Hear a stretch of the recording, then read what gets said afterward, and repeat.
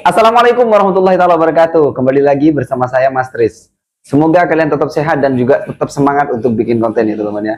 Oke, mungkin yang hadir di video ini atau yang sudah nonton video ini adalah orang-orang atau YouTuber-YouTuber pemula ya. Kalau toh misalkan nanti ada YouTuber senior yang hadir di sini, saya mohon maaf ya. Jadi di sini saya bukan menggurui, tapi saya mau berbagi pengalaman yang sudah saya alami selama di dunia YouTube ini. Jadi gini teman-teman ya, untuk kalian para YouTuber pemula, ada 3 hal yang perlu kalian perhatikan. Yang pertama adalah, kalau kalian membangun sebuah channel YouTube, maka kalian jangan berdasarkan katanya. Apa sih maksudnya bang? Kata si A, kalau di YouTube itu ngupload video nanti dapat penghasilan.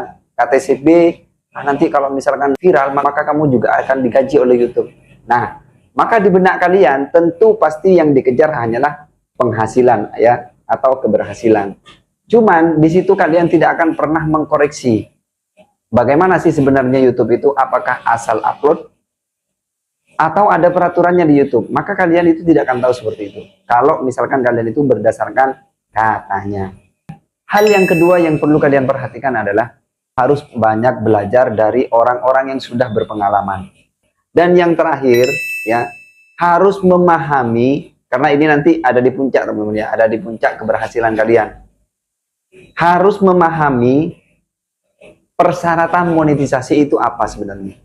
Kalau misalkan kalian itu selama ini mendengar, oh persyaratan monetisasi itu adalah 4.000 jam tayang dan juga 1.000 subscriber. Itu bukan persyaratan monetisasi.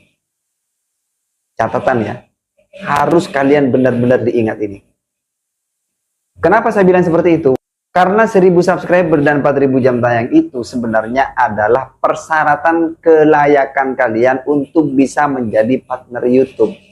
Karena YouTube itu sebenarnya seperti perusahaan teman-teman ya. Jadi kalau misalkan kalian mau melamar kerja di suatu perusahaan ya, persyaratannya apa saja? Yang pertama, kalian sudah punya ijazah minimal SMA gitu kan. Kemudian usia minimal 18 tahun. Nah, itu persyaratannya sudah lengkap misalkan kalian. Jadi kalian itu berhak atau layak untuk mendaftar di perusahaan tersebut. Kemudian di dalam perusahaan itu apa ada aturan apa enggak? Gitu kan? Ada. Sama di dunia YouTube itu seperti itu teman-teman ya. Karena persyaratan monetisasi yang sebenarnya adalah yaitu kualitas dari video kalian apakah original atau tidak.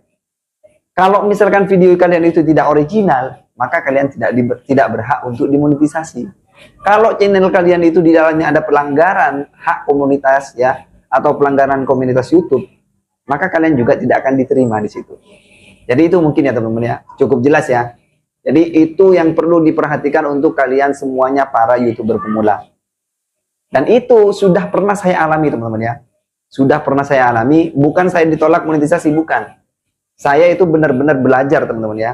Jadi dari orang-orang yang sudah berpengalaman, bagaimana sih untuk mendaftar monetisasi, syaratnya seperti apa, gitu kan? Jadi di situ ada penjelasan banyak, teman-teman ya. Kalau misalkan kalian mau belajar, misalkan ada teman kalian yang sudah monetisasi, tetangga sebelah sudah punya channel YouTube yang monet, gitu kan? Silakan belajar, nggak masalah, teman-teman. Jangan ragu kalau misalkan kalian itu benar-benar mau terjun di dunia YouTube. Dan kalau misalkan kalian ingin berhasil di dunia itu.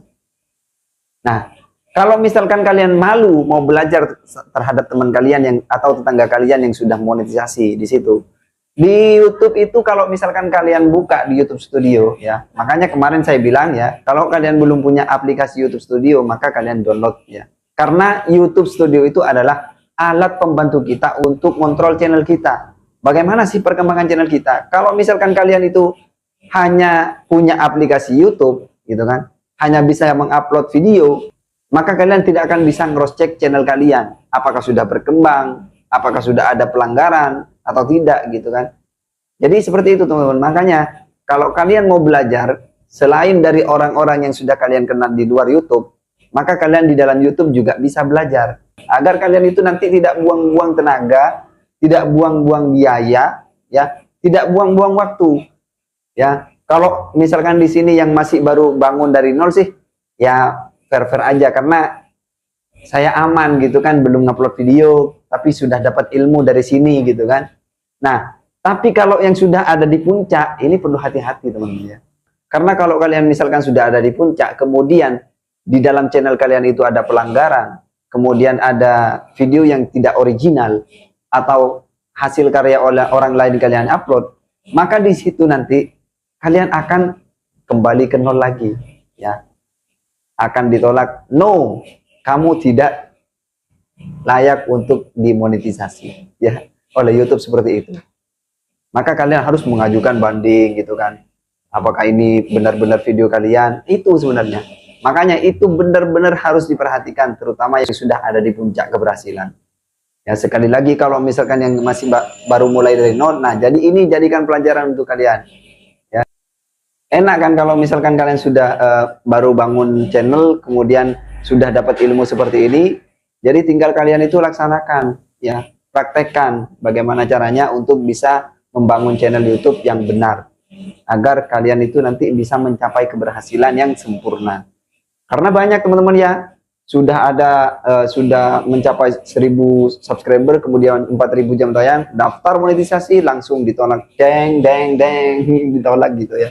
Kemudian mengajukan banding, ditolak lagi, ditolak lagi, banding lagi, ya bolak-balik seperti itu. Makanya kalau kalian tidak ingin seperti itu, dari sekarang mumpung kalian belum daftar monetisasi, silahkan cross check channel kalian, perhatikan apakah sudah benar, apakah tidak ada pelanggaran, sudah bersih semuanya. Kalau sudah bersih, silahkan kalian mendaftar.